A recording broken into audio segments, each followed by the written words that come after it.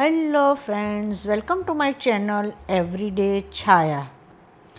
આજે આપણે બનાવીશું મેથીના મુઠિયા, જે આપણે એર ફ્રાયરમાં બનાવીશું અને જે અંદરથી એકદમ સોફ્ટ અને ઉપરથી એકદમ તળ્યા હોય એવા ક્રિસ્પી થશે, જેને તમે નાસ્તામાં ચા સાથે ખાઈ શકો કે પછી તમે એને અગાઉથી જો તમે પાપડીમાં મુઠિયા કે એવું કોઈ શાક બનાવવાના હોય તો એને રેડી કરી અને રાખી શકો. આ મુઠિયા બહાર 3 થી 4 દિવસ માટે એવા ને એવા રહેશે.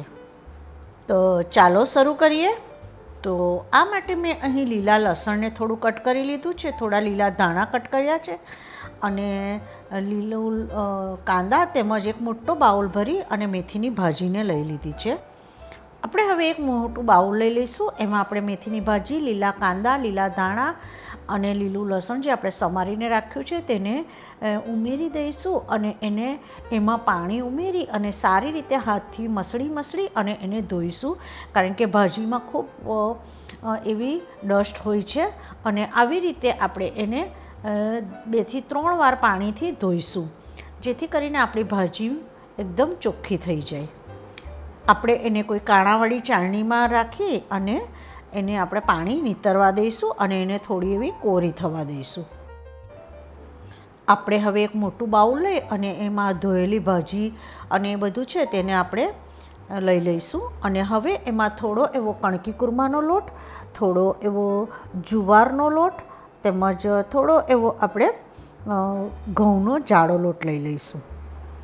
આપણે ભાજી કરતાં લોટનું પ્રમાણ ઓછું રાખવું.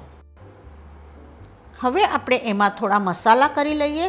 તો આપણે એમાં અડધી ચમચી જેટલી હિંગ, 1 ચમચી જેટલી હળદર, 1 ચમચી જેટલું લાલ મરચું પાવડર, 1 ચમચી જેટલો આપણે એમાં ધાણા જીરું પાવડર ઉમેરી દઈશું અને મેં લસણ એકદમ ઝીણું ઝીણું ચોપ કર્યું છે. તમે લસણની પેસ્ટ પણ ઉમેરી શકો. મેં અહીં એક લાલ મરચાંને ઝીણું ઝીણું કટ કરી લીધું છે. તમે લીલું મરચુંનો પણ ઉપયોગ કરી શકો. અને હવે એમાં થોડા આપણે તલ ઉમેરી લઈશું. તમે કટ કરેલા મરચાંની જગ્યાએ આદુ મરચાંની પેસ્ટ પણ ઉમેરી શકો. આપણે હવે એમાં 1 થી 1.5 ચમચી જેટલું દહીં ઉમેરી લઈશું અને એમાં આપણે થોડો ગોળ ઉમેરીશું. મેં અહીં ગોળનો પાવડર ઉમેર્યો છે, તો આપણે એમાં 1 થી 1.5 ચમચી જેટલો ગોળનો પાવડર ઉમેરીશું. તમે દળેલી ખાંડ પણ ઉમેરી શકો. અને હવે આપણે એમાં 1/4 ટીસ્પૂન જેટલો ખાવાનો સોડા કે પછી બેકિંગ સોડા જે કહેવામાં આવે છે તે ઉમેરી દઈશું. આપણે એમાં ટેસ્ટ પ્રમાણે મીઠું ઉમેરી લઈશું અને થોડું એવું આપણે મોણ માટે લગભગ 1 થી 2 ચમચી જેટલું તેલ ઉમેરી લઈશું. આપણે હવે બધું બરાબર મિક્સ કરી લઈશું. લગભગ આપણે ભાજીનું પ્રમાણ વધારે લીધું છે, તેથી આપણને પાણીની જરૂર નહીં પડે અને જો તમને જરૂર જણાય તો તમારે થોડું પાણી સ્પ્રિંકલ કરી લેવું. હવે મુઠિયા વળે છે કે નહીં તે જોઈ લઈશું અને પછી એને આપણે ઢાંકી અને લગભગ 10 મિનિટ સુધી રવા દઈશું.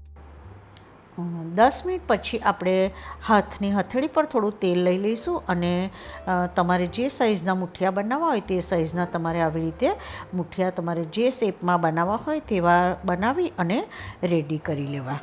મેં અહીં આવી રીતે થોડા મુઠિયાને રેડી કરી લીધા છે અને મેં થોડો એવો લોટ બાકી રાખ્યો છે, કારણ કે અમારા ઘરમાં સિનિયર સિટીઝન છે, તો એ લોકોને આ મુઠિયા ચાવવામાં થોડો પ્રોબ્લેમ થાય, તો એ લોકોને માટે હું થોડા બાફીને કરીશ. તો એને માટે મેં 2 વાડકી લઈ લીધી છે અને એમાં મેં તેલથી ગ્રીસ કરી લીધી છે અને એમાં જે આ લોટ છે એને સ્ટફ કરી લીધો છે અને કુકરમાં આપણે પાણી મૂકી દઈશું અને એના પર કોઈક સ્ટેન્ડ મૂકી અને આ વાડકીઓને આપણે થવા માટે ઢાંકી અને મૂકી દઈશું, જેથી કરીને લગભગ 10 થી 15 મિનિટમાં આપણી મુઠિયા છે તે બફાઈ જશે.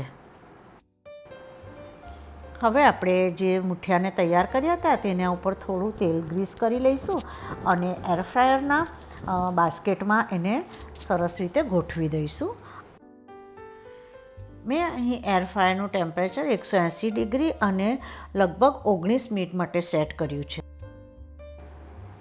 લગભગ 10 મિનિટ થઈ ગઈ છે. તો હવે આપણે એર ફ્રાયરને એકવાર ખોલી અને મુઠિયાને આપણે થોડા ઉપર નીચે કરી લઈશું, જેથી કરીને બધી બાજુથી ઇવનલી કૂક થાય અને બધી બાજુ સરસ ક્રિસ્પી થાય. હવે આપણે જે કુકરમાં બાફા મૂક્યા હતા તે મુઠિયાને જોઈ લઈશું. તો આપણા ચપ્પુથી ચેક કરીશું તો આપણું ચપ્પુ એકદમ ક્લીન આવે છે, જેથી આપણા મુઠિયા બરાબર બફાઈ ગયા છે. તો હવે આપણે એને એકદમ ઠંડા થવા દઈશું. આપણા મુઠ્ઠા ઠંડા થાય ત્યાં સુધીમાં આપણા એર ફ્રાયરના મુઠિયાને પણ ચેક કરી લઈશું. તો એ પણ આપણા એકદમ ક્રિસ્પી અને સરસ એવા થઈ ગયા છે. મને થોડા હજી કડક જોઈતા હતા, જેથી મેં ફરી એને 2 મિનિટ માટે કર્યા છે. અને આવી રીતે આપણા મુઠિયા એકદમ રેડી છે.